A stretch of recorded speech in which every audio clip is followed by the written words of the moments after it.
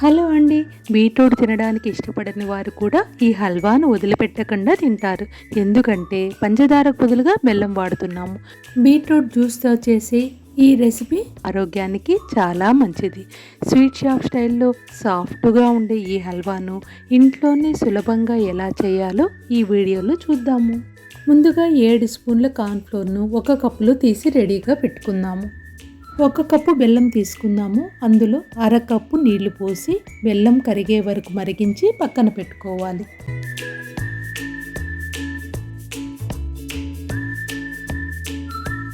Beetroot పైనున్న పొట్టు తీసి ముక్కలుగా కట్ చేసుకొని కొద్దిగా నీళ్లు పోసి మెత్తగా గ్రైండ్ చేసుకోవాలి.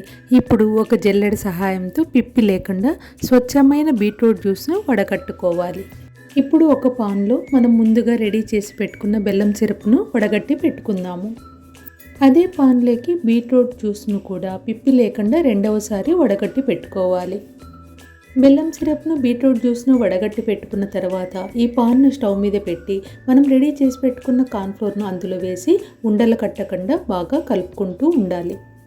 మనం మొదట హై ఫ్లేమ్లో పెట్టి కలుపుకుంటూ ఉండాలి. కొంచెం చిక్కబడిన తర్వాత ఫ్లేమ్ను తగ్గించి 10 నిమిషాల పాటు ఉడికించుకోవాలి. బీట్రూట్ మిశ్రమం అంతా చిక్కబడి గట్టిపడుతున్నప్పుడు మనం మధ్య మధ్యలో 5-6 స్పూన్ల నెయ్యిని మనం వేస్తూ కలుపుకుంటూ ఉండాలి.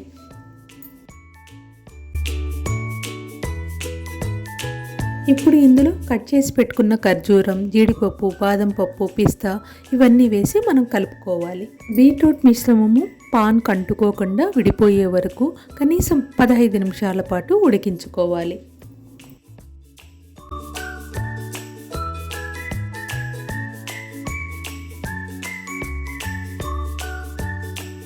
చివరిగా నెయ్యి రాసిన ఒక ప్లేట్లోకి ఈ హల్వాను మార్చుకోవాలి. పైన కొన్ని డ్రై ఫ్రూట్స్, వేయించిన నువ్వులు చల్లుకోవాలి. ఇది పూర్తి చల్లారిన తర్వాత మనం కట్ చేసి సర్వ్ చేసుకోవచ్చు.